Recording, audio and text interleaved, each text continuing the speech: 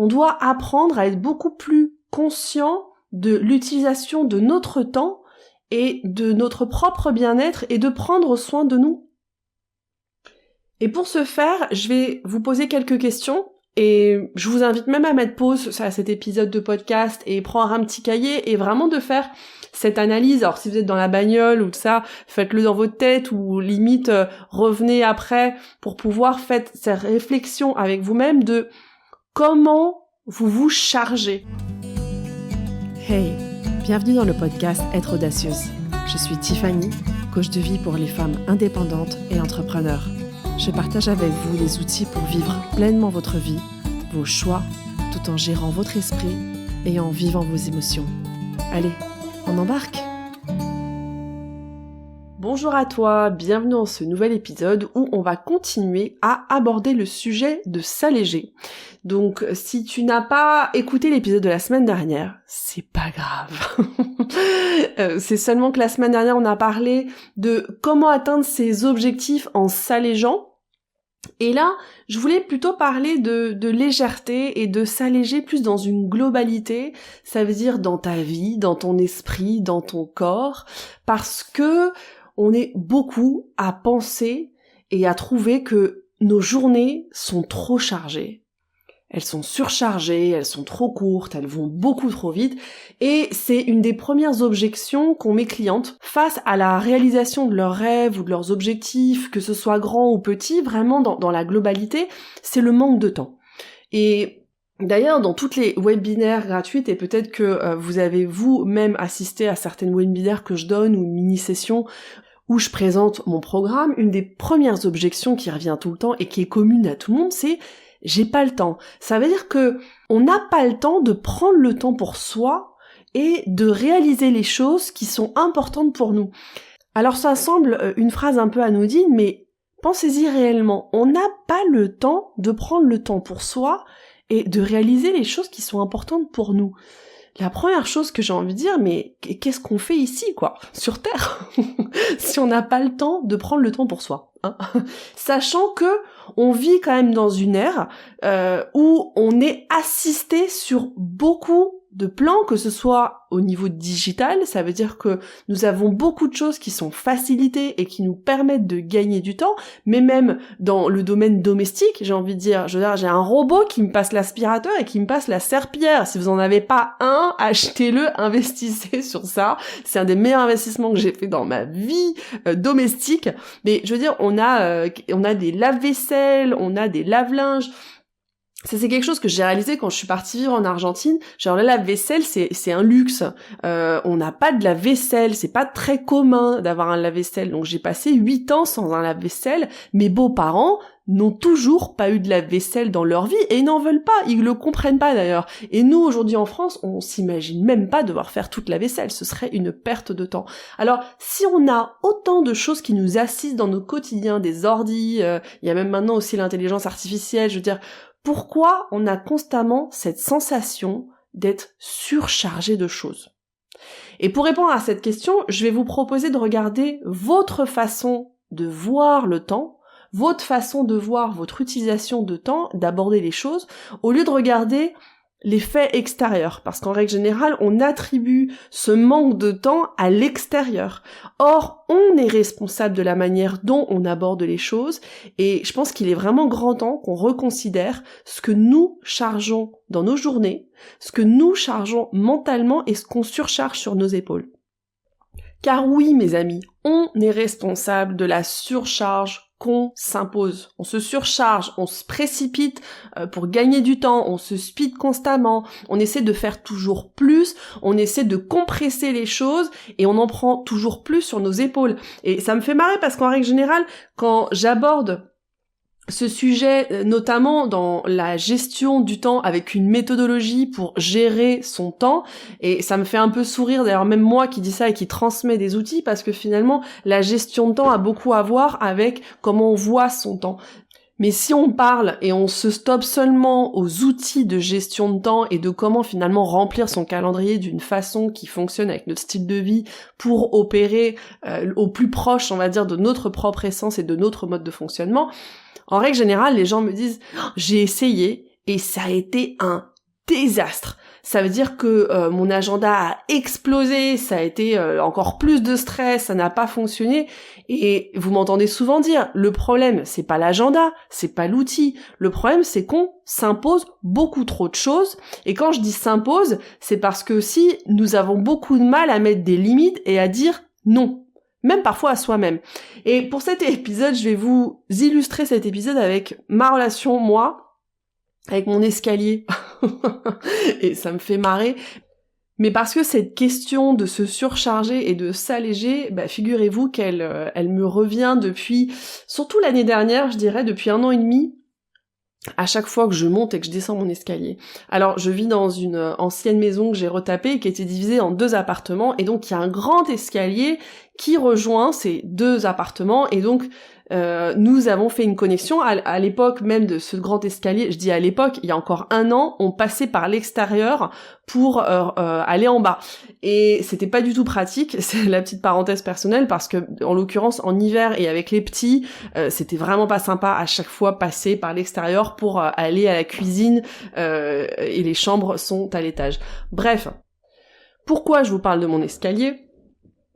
Parce que j'ai réalisé l'année dernière que je me chargeais beaucoup dans l'escalier. Déjà que l'escalier est grand et qu'il est génial parce qu'il permet de me garder en forme en étant à la maison, mais je suis tombée plusieurs fois. Je suis tombée l'année dernière d'ailleurs avec ma fille, elle avait 4 mois, et en règle générale, quand je monte et je descends, ça veut dire que je charge constamment une panière, un ordi, un sac avec des affaires des petits, des choses comme ça. Je me surcharge constamment et ça devenait un reflet en fait de ma façon comment j'abordais mon temps et mes choses. Alors je vous donne ce petit exemple de l'escalier, mais parce que moi ça a été un reflet de comment je me charge constamment et j'ai l'impression que plus je vais prendre des choses, plus je vais gagner du temps. Sauf que c'est une course sans fin parce que il y a toujours des choses à faire et c'est une course qui est infinie. Cet escalier, en plus de me faire travailler mes jambes, m'a fait réaliser que je me pétais le dos. C'est-à-dire que je chargeais un petit, parfois voire 2, plus tout le reste. Et souvent, je me surprends encore à le faire et je me vois dans cet escalier. Et en plus, comme je vous dis, je suis tombée plusieurs fois. Et pour moi, ça reflète vraiment cette relation que j'ai toujours eue avec le temps, où j'ai toujours essayé d'en faire plus et plus vite, comme si finalement j'avais une ligne d'arrivée où j'allais pouvoir enfin me sentir accomplie, réussite quelque part, sauf que c'était sans fin. Et je vais avoir bientôt 40 ans. D'ailleurs, j'aurai 40 ans quand vous écouterez cet épisode. Et les premières répercussions de cette usure quelque part de ma vie commencent à se faire sentir. Alors, je suis une personne qui est hyper sensible corporellement. J'ai eu un travail corporel de beaucoup d'années où j'ai pas du tout pris soin de moi, c'est-à-dire que je ne suis pas rentrée par la porte traditionnelle de la danse, je suis rentrée par le hip-hop, par le raga, et j'ai abîmer mon corps. Ça veut dire que aujourd'hui, j'ai beaucoup déjà de douleurs. J'ai commencé à avoir de l'arthrose de très jeune. Et c'est un mal pour un bien, quelque part, parce que ça m'a très vite donné un reflet aussi des choses que je me surcharge, des choses où je pousse trop, parce que tout de suite, mon corps me tire une sonnette d'alarme. Et là, encore plus cette année, je me suis rendu compte que vraiment, il y a des nouvelles choses, et je pense que ça va voir aussi avec de l'entrée d'âge entre guillemets qui arrive, et c'est un rappel finalement, et c'est un rappel que je vous fais à vous pour que vous preniez conscience qu'on doit commencer à apprendre à se libérer de nos fardeaux et à vivre de manière plus légère. On doit apprendre à être beaucoup plus conscient de l'utilisation de notre temps et de notre propre bien-être et de prendre soin de nous. Et pour ce faire, je vais vous poser quelques questions et je vous invite même à mettre pause à cet épisode de podcast et prendre un petit cahier et vraiment de faire cette analyse. Alors si vous êtes dans la bagnole ou tout ça, faites-le dans votre tête ou limite revenez après pour pouvoir faire cette réflexion avec vous-même de comment vous vous chargez et comment vous chargez quelque part votre plancher de base, votre matière première qui sont votre état d'esprit et vos émotions? Est-ce que vous vous chargez de pensées négatives, de rumination, de jugement? Comment vous commencez déjà votre journée? Est-ce que ça commence par une conversation de dire « Oh, ça va être dur, aujourd'hui je suis crevée, j'ai pas du tout envie de faire ça, et je dois parler à l'autre, et franchement je le sens pas du tout, je me sens pas bien aujourd'hui d'ailleurs. Aujourd'hui, oh regarde la tronche que j'ai. » Non, est-ce qu'il y a beaucoup d'autocritique quelque part, et de jugement, et d'anticipation, de peur? Regardez comment vous abordez finalement votre monde, votre journée, comment vous le regardez, comment vous regardez déjà votre agenda, comment vous vous chargez corporellement avec ces émotions qui sont générées par votre état d'esprit. Parce que forcément, quand on a une conversation très pleine de critiques envers soi, vous allez générer des émotions qui sont liées à cette direction à laquelle vous donnez à vos journées. Donc que ce soit des culpabilités, de la démotivation, quelles sont ces émotions que vous allez générer et qui vont provoquer des tensions corporelles, non? Est-ce qu'on peut parler aussi de la charge émotionnelle qu'on prend parfois des autres quand on a un mode de fonctionnement type éponge? Parce que nous sommes des êtres énergétiques, vibratoires, appelez-le comme vous voulez, mais nous captons les émotions des autres. Alors oui, nous avons la responsabilité de ce que nous faisons avec ça. Mais il y a beaucoup de personnes, et la plupart d'entre nous, on avance dans la vie d'une façon assez inconsciente de tout ça, et on prend, non? On est un peu éponge, et on prend la colère des autres, on prend l'anxiété des autres, on s'en rend même pas compte quelque part, et on attribue la faute à l'autre, alors que vous avez la responsabilité de décider aussi qu'est-ce que je vais faire avec ça. Est-ce que c'est une émotion qui m'appartient? De faire ces espèces de check corporel aussi, et check mental, de voir qu'est-ce que moi j'ai pensé de cette situation? Quelle est la lecture que j'apporte par rapport au comportement des autres? Est-ce que je suis en train de charger quelque chose qui ne m'appartient pas? Et en règle générale, on avance de façon très inconsciente envers ça, et on se charge beaucoup de responsabilité, on se charge beaucoup de cette vibration externe. Et laissez-moi revenir sur cette notion aussi de responsabilité. On a tendance aussi à se rendre responsable de beaucoup de situations externes au lieu de se responsabiliser face à nos modes de fonctionnement, nos modes de pensée, notre façon de lire le monde. Donc ce que je vais vous inviter à faire, c'est faire un peu ce point et être au clair avec vous sur qu'est-ce que vous chargez, que ce soit des autres ou de vous-même. Est-ce que vous le subissez? Est-ce que vous en êtes conscient? Qu'est-ce que vous chargez aussi? Alors c'est un autre sujet dans vos relations aux autres et avec vous-même aussi, parce que souvent nos relations aux autres sont le reflet de notre propre relation avec nous-mêmes. Mais ça, je pense que je pourrais faire même un épisode entier sur cette thématique.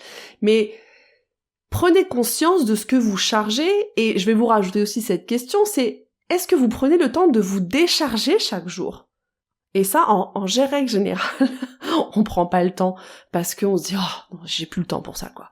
Et là, je vous fais référence à l'épisode 25 que j'ai enregistré, « Sortir ses poubelles pour ne pas s'épuiser ». Si le sujet vous intéresse, de voir, ok, comment je peux faire aussi un peu pour me décharger, que ce soit physiquement, émotionnellement, de toute la fatigue que j'accumule, parce que la résultante de ça aussi, c'est de la fatigue. Donc si on cherche à s'alléger et de s'alléger de ce surplein et de cette surcharge, c'est parce que on est souvent au bout du rouleau et sur les rotules.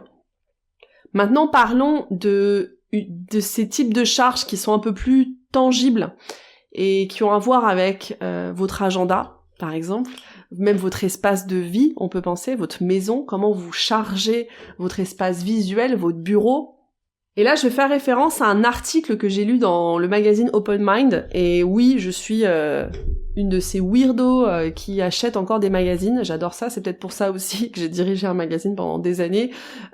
J'adore acheter des magazines. Ça me fait, pour moi, une référence à justement être beaucoup plus légère, et ça me fait une référence à des vacances, même si j'ai travaillé des années là-dedans.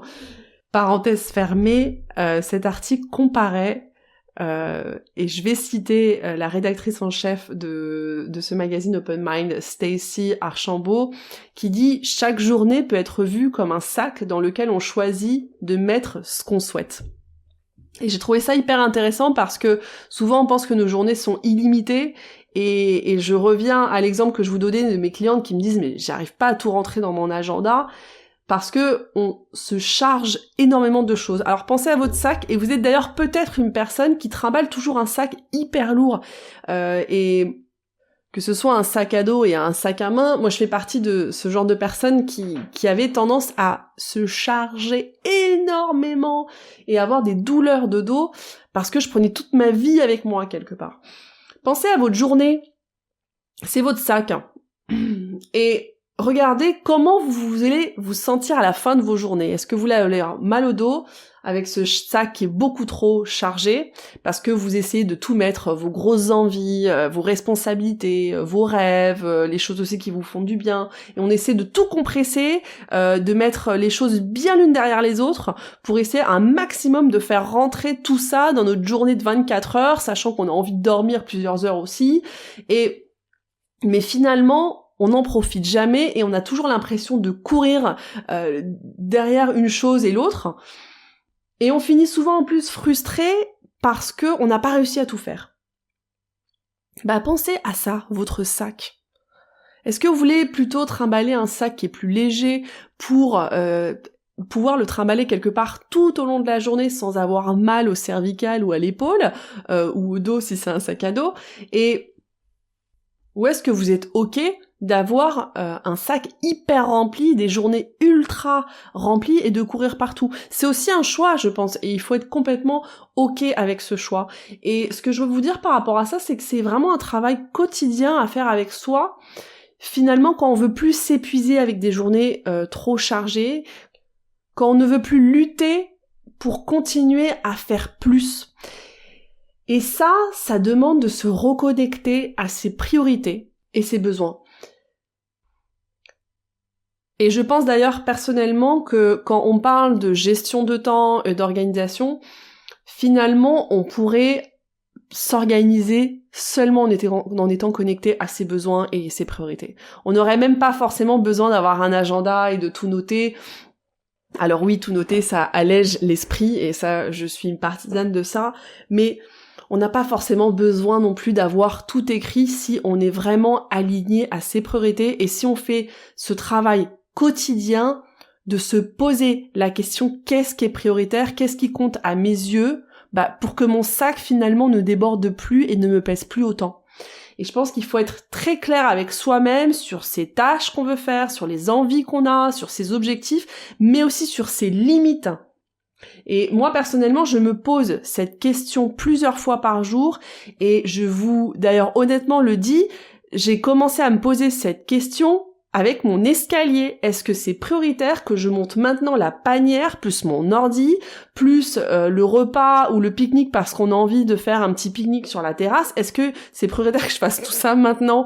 Et je me pose cette question sur des petites choses très anodines ou domestiques, comme je vous donne l'exemple avec mon escalier, mais aussi par rapport à mon boulot, parce que nos journées vont quand même aller vite et on perd très vite le fil dans nos projets, dans les tâches de choses à faire. Donc, posez-vous cette question de qu'est-ce qui est prioritaire là, maintenant? Qu'est-ce qui est prioritaire aujourd'hui? Qu'est-ce qui est prioritaire dans ce projet? Qu'est-ce qui est prioritaire face à mes clients? C'est une question que vous posez plusieurs fois par jour. Et ça demande, oui, peut-être si besoin, de redéfinir ses priorités. Parce que parfois, on établit des priorités, mais la vie bouge et les besoins changent et les situations aussi changent et on a besoin de redéfinir ses priorités. Donc soyez vraiment connectés à ça. La vie est beaucoup trop courte pour qu'on soit constamment submergé de stress et de pression. Parce que c'est ça la résultante. Quand on va trop vite et qu'on court tout le temps, on se déconnecte de soi-même. On crée du stress récurrent dans notre corps qui nous oxyde de l'intérieur, qui nous fait perdre le cap et finalement qui nous empêche d'avoir une vie légère, une vie, un présent qui soit beaucoup plus connecté à la vie qu'on a envie d'avoir. On a besoin d'apprendre à mettre de côté certaines choses qui nous empêchent finalement de vivre pleinement.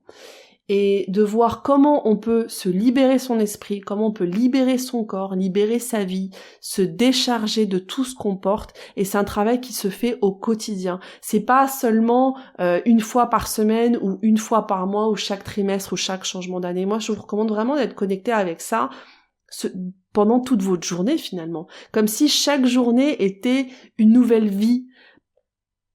Parce que ce qui définit le style de vie que vous avez, l'expérience que vous avez à travers votre vie, finalement c'est comment vous vivez votre présent.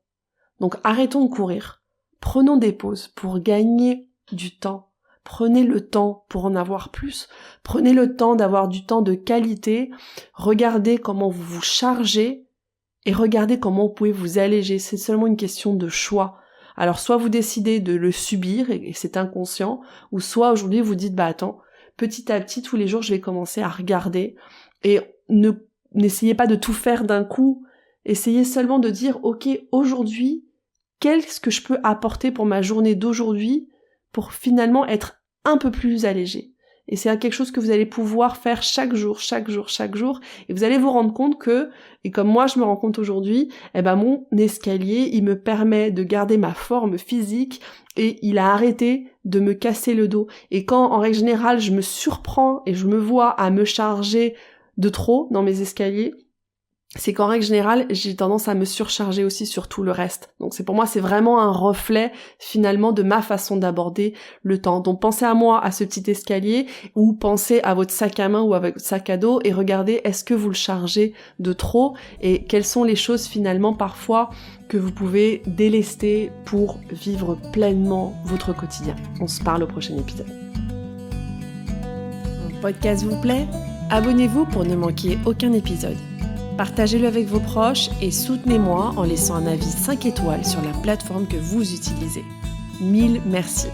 Et si vous voulez bénéficier d'un accompagnement, je vous invite à vous rendre sur mon site internet tiffanymaquet.com. Vous pourrez réserver une session gratuite de coaching avec moi, mais vous trouverez aussi l'information sur mon programme pour les femmes entrepreneurs qui veulent lever leurs barrières limitantes pour atteindre leur objectif. Alors à très bientôt.